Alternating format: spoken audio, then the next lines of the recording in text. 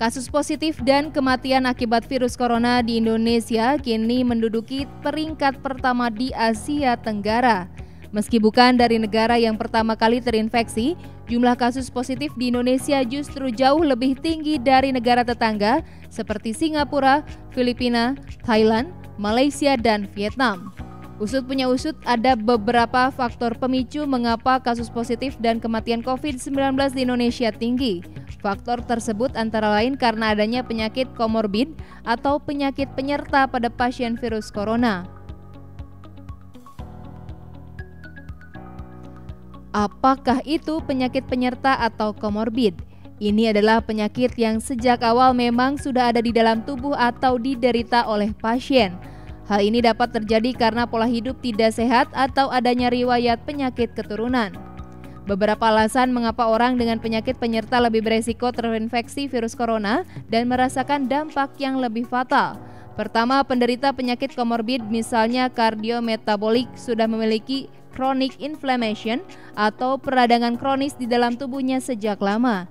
Jika sudah ada peradangan kronis yang berlangsung lama, otomatis sistem imunitas tubuhnya pun menurun. Lalu yang kedua, adanya reseptor ACE2, yaitu enzim yang menempel pada permukaan luar sel di hampir semua organ. Misalnya di paru-paru, arteri, jantung, ginjal, dan usus. Reseptor ini mempunyai afinitas yang kuat dengan virus SARS-CoV-2.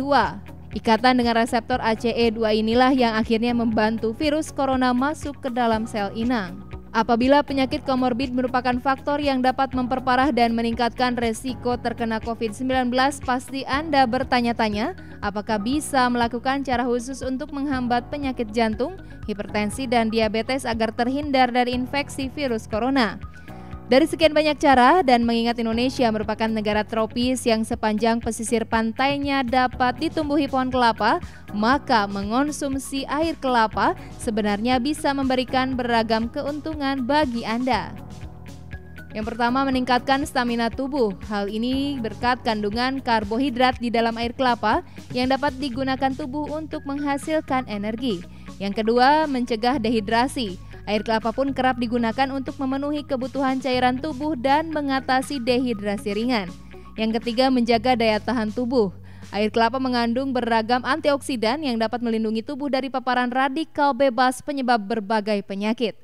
Yang keempat, menurunkan resiko terjadinya penyakit jantung. Air kelapa dipercaya memiliki efek yang dapat menurunkan kadar kolesterol jahat atau LDL dalam darah, sehingga dapat mengurangi penumpukan lemak yang menjadi salah satu faktor resiko penyakit jantung dan serangan jantung. Yang kelima, mencegah penyakit batu ginjal.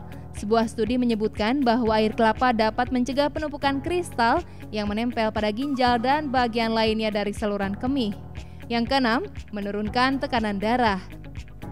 Manfaat air kelapa diduga baik untuk menurunkan dan mengontrol tekanan darah. Hal ini karena air kelapa memiliki kandungan kalium yang terbukti dapat menurunkan tekanan darah pada penderita darah tinggi.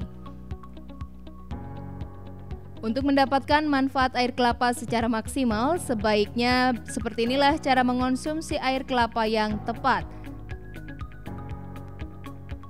Air kelapa murni yang diperoleh harus langsung dari buah kelapa. Selain itu, disarankan juga untuk tidak menambahkan gula atau pemanis buatan saat mengonsumsinya.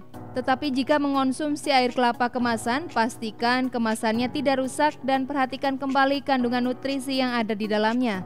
Kebanyakan air kelapa kemasan sudah tidak lagi murni dan diberi perasa atau gula tambahan. Jika dikonsumsi secara berlebihan, tentu tidak baik bagi kesehatan.